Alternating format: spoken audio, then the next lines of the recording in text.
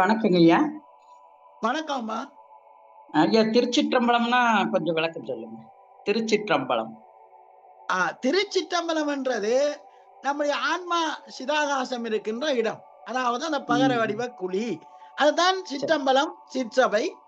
அதைத்தான் வள்ளல் பெருமானார் சிற்றம்பலம், சிற்றசபை என்று அந்த ஆன்மா இருக்கின்ற அந்த சிறிய இடம். இப்ப ஆன்மாவையும் அதையும் மிகவும் ஒரு சிறிய இடத்தில்தான் இருக்கு. அதனாலேதான் சிற்றம்பலம் சிறிய இடம். ஆனால் அம்பலம் மிக உயர்ந்த இடம். அந்த சிறிய இடம் மிகவும் உயர்ந்த அருட்பெரும் ஜோதி ஆண்டவருடைய திருவுரு இருக்கிற இடம். அதுதான் சிற்றம்பலம் அல்லது சிற்றசபை. புருவமத்தியை பலர் பேசுகின்றார்கள். புருவமத்தி அல்ல சிற்றசபை, சிற்றம்பலம். சிற்றம்பலம் என்பது அந்த சிதாகாசம் இருக்கின்ற இடம். அருட்பெரும் ஜோதி. வணக்கங்க ஐயா. அம்பலம் ஐயா. சிற்றம்பலம்ங்கிறது அதான், பேரம்பலம் அதானுங்களா ஐயா? சிற்றம்பலம் பேரம்பலம் என்பது ஒரு அனுபவம். சிற்றசபையில இருந்து அந்த ஆன்ம சிதாகாசத்திலே ஆடாமல் அடையாமல் ஆறுவர்களுக்கெல்லாம் அன்பு செய்து கொண்டு நாங்கள் வாழும் பொழுது எங்களுடைய ஜீவசக்தி அருளொளி அணுக்களாக மாறி அந்த அருளொளியை நாங்கள் அனகமாக விரித்து பரோபகார பணி செய்து கொண்டு வர நம்முடைய ஆன்ம நிலையிலிருந்து புறத்தை நோக்கும் பொழுது எல்லாம் நிறமயமாக காட்சியளிக்கும். அதுதான் பொற்சபை அனுபவம்.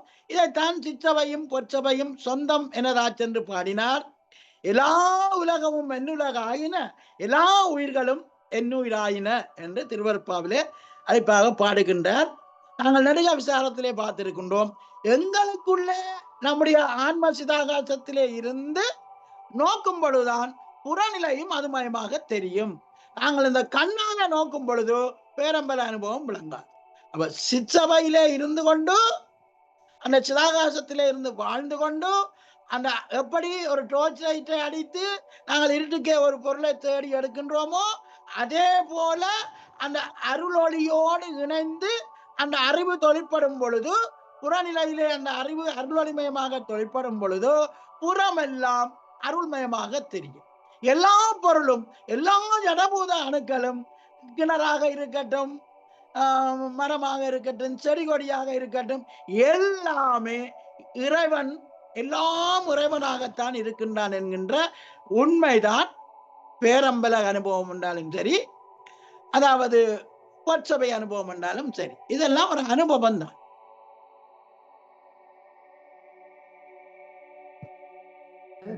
எல்லாம் ஒண்ணுங்கிறாங்க.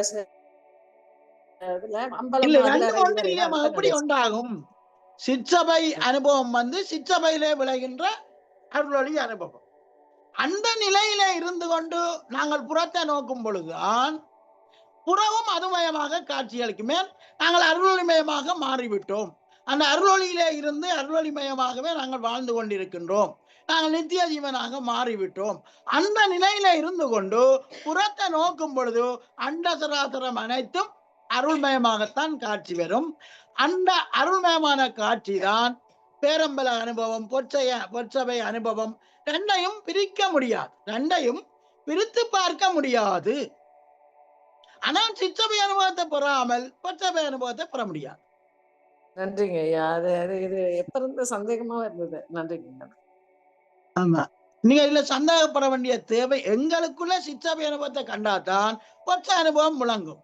சிற்றசபை அனுபவம் விளங்காத பட்சத்திலே ஆடாகவும் பப்பா மரமாகவும் மாமரம் மாமரமாகத்தான் தெரியும்.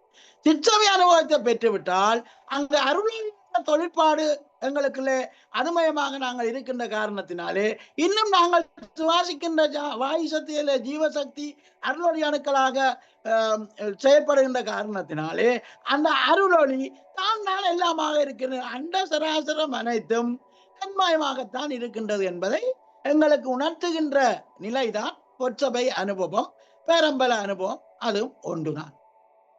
அதத்தான் பெருமான் அருள் ஒளியால் செயல் அனைத்தும் அருள் ஒளியால் காண்கன்னு. ஆமா ஆமா ஆமா ஆமா ஆமா ஐயா, நாங்க இது படிச்சோங்க உரைநடையில மெய்மொழி பொருள் உலகங்கிற ஒரு வார்த்தைக்கு மெய்மொழி பொருள்ல அவ்வளவு ஒரு விளக்கம், ஒரு 100 பக்கங்கள் அதுக்கு இத்தனை உலகம் இருக்குதுன்னு ஆமா, ஒவ்வொரு அது அந்த உலகத்தையும் உலகலாம் உணர்ந்ததற்கு அதுல அவர் கொடுத்திருக்கின்றார். ஆமா, அதான். அவ்வளவு ஒரு மெய்மொழி பொருள்ல இத்தனை உலகம் இருக்குதுன்னு உலகலாங்கிற ஒரு வார்த்தைக்கு அத்தனை விளக்கம் சொல்லியிருக்கிறாரு ஐயா. ஆமா, ஆமா. அது உலகெல்லாம்ங்கிறது அந்த விளக்கம் வந்துங்கய்யா அந்த நீங்கள் 99 சேக்கிலார் கூட திருக்குறள் பாடுவாரம்மா, உலகெல்லாம் உணர்ந்து உணர்ந்து ஓதுதற்கு அறியவன். உலகெல்லாம் உணர்ந்து ஓதுதற்கு அறியவன் என்று பாடுவார் சேக்கிலார் பெருமான். அப்ப உலகத்தை அருள் ஒளி உணர்வாக அதை அனுபவிக்கிறதுக்கு நமக்கு நம்முடைய ஆன்மாவில சிற்றபையில அருள் அனுபவம் வெளிப்படணும்.